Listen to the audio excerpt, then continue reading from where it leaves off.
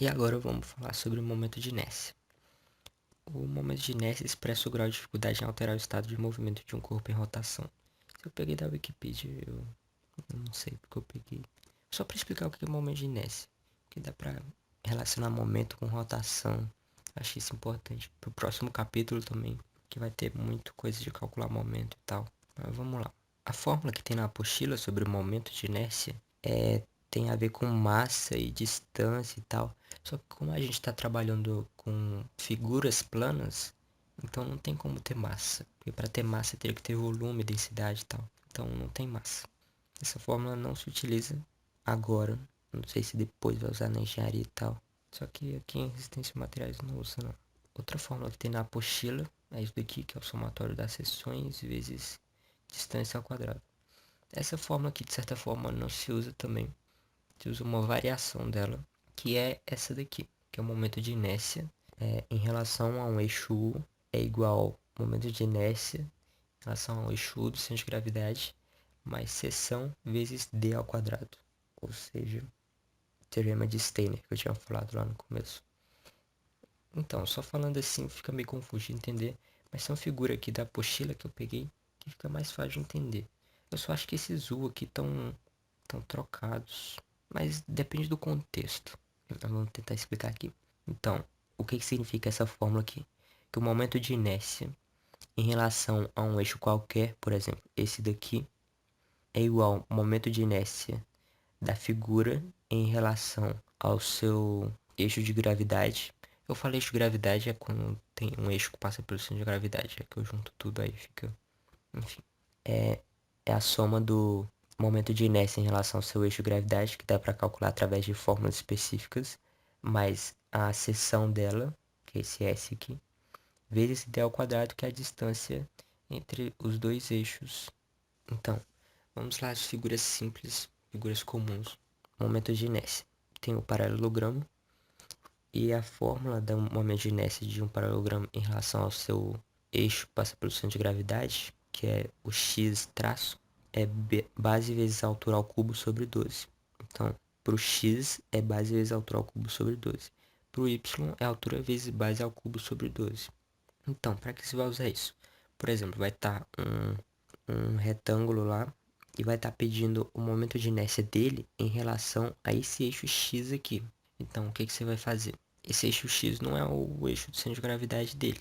O centro de gravidade dele está aqui. Então, o que você vai fazer? Primeiro, você vai traçar os eixos x e y.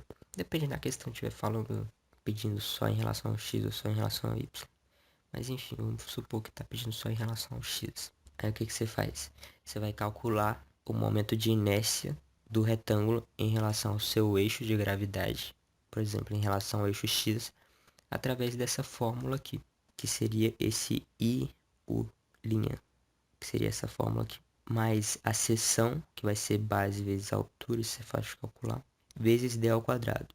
D vai ser a distância entre o eixo x traço e o x que a questão está considerando. Então deu para entender como é que utiliza essa fórmula aí. Vou mostrar um exemplo depois, fica mais claro. Então o momento de inércia do triângulo vai ser base vezes a altura ao cubo sobre... Ah, eu esqueci de falar, calma aí. Aqui, ó. O x é base vezes a altura ao cubo sobre 12. E o y você só troca base e altura. Fica altura base. Então vai ser altura vezes base ao cubo sobre 12. O do triângulo vai ser praticamente a mesma do retângulo, só que dividido por 12 vai virar dividido por 36. Então, o x é base vezes a altura ao cubo sobre 36 e o y é altura vezes base ao cubo sobre 36. Agora o círculo dá uma mudada na fórmula, que no x é π vezes r a quarta sobre 4 e o y é o mesmo que o do x, porque é um círculo, né? É o mesmo para todos os lados. Então, o momento de inércia do x vai ser igual ao momento de inércia do y. Tem que prestar atenção aqui porque aqui é a quarta. Os outros lá do retângulo e do triângulo eram ao cubo. Então aqui muda para a quarta. Não confundir isso. E aqui é dividido por 4. Lembrar disso também, porque fica mais fácil para lembrar das fórmulas do semicírculo e do, do outro lá, que é metade do semicírculo, que eu esqueci o nome agora. Então, o do semicírculo vai ser π vezes r à quarta sobre 8, porque já que é metade do círculo, então aqui vai ser metade disso daqui. Se dividir essa fórmula por 2 aqui é a mesma coisa que multiplicar o de baixo por 2. Então dá sobre 8.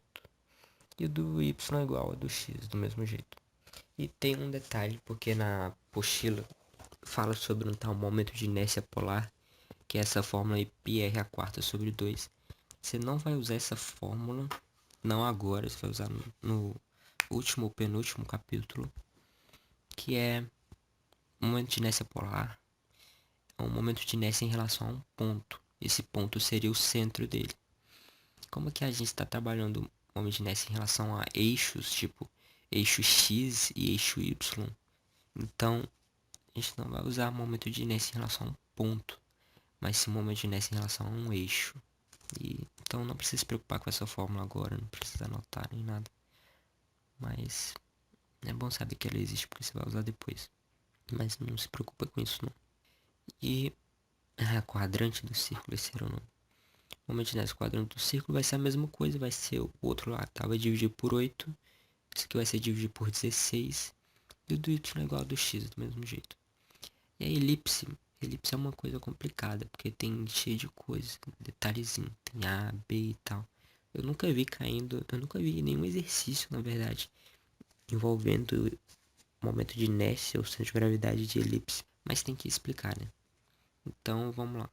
O do x vai ser π vezes A vezes B ao cubo sobre 4, sendo A metade do que seria a base da elipse aqui. E o do y é só trocar o A por B. Se for anotar isso aqui, eu recomendo fazer esse desenho aqui para lembrar o que é B, o que é A aqui. Porque você pode acabar confundindo que isso tudo aqui seja A. Não, é só a metade que é A. É só a metade que é B também. E o do Y troca o B pelo A.